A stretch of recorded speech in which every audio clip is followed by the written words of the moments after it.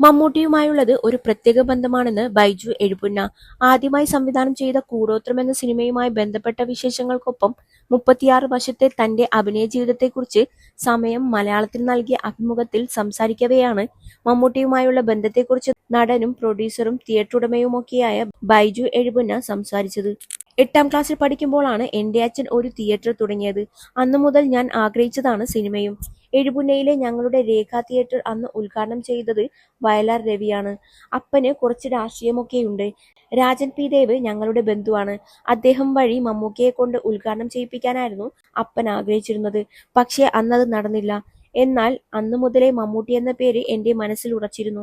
ഞാൻ കോളേജിൽ പഠിക്കുന്ന സമയത്താണ് YMCയിൽ മമ്മൂട്ടി വരുന്നുണ്ട് എന്നറിഞ്ഞത്. എന്തോ അവാർഡ് കിട്ടിയതിന്റെ സ്വീകരണം കൊടുക്കുകയാണ്. മമ്മൂട്ടിയെ കാണാൻ മതിലെല്ലാം ചാടിക്കടന്ന് എന്റെ കാലെല്ലാം പൊട്ടി. പിന്നീട് മമ്മൂട്ടിയെ കാണണം എന്ന് പറയുന്നതിനു മുൻപേ എനിക്ക് എഴുപുന്നത്തരകൻ എന്ന ചിത്രത്തിൽ ഒരു അവസരം ലഭിച്ചു. Opposite villain വേഷമായിരുന്നു. മുഴുനീള കഥാപാത്രം. അന്ന് ആദ്യം എടുത്തത് ഫൈറ്റ് സീനാണ്. മമ്മൂക്കയും ജഗദീഷും കോഴിയൊക്കെ വാങ്ങി ബൈക്കിൽ വരുമ്പോൾ ഞാനും സാദിഖും കൂടി ഇറങ്ങി വന്ന് ഫൈറ്റ്. അതാണ് സീൻ. ആദ്യത്തെ അടി തന്നെ മമ്മൂക്കയുടെ പെടലിക്കായിരുന്നു. ത്യാഗരാജൻ മാസ്റ്ററാണ് ഫൈറ്റ് കൊറിയോഗ്രാഫർ. ടൈമിംഗ് തെറ്റിയതിന് പുള്ളിക്കാരൻ എന്നെ കുറെ ഉപദേശിച്ചു. അതിനുശേഷം എന്നെ മാറ്റുമെന്നാണ് കരുതിയത്.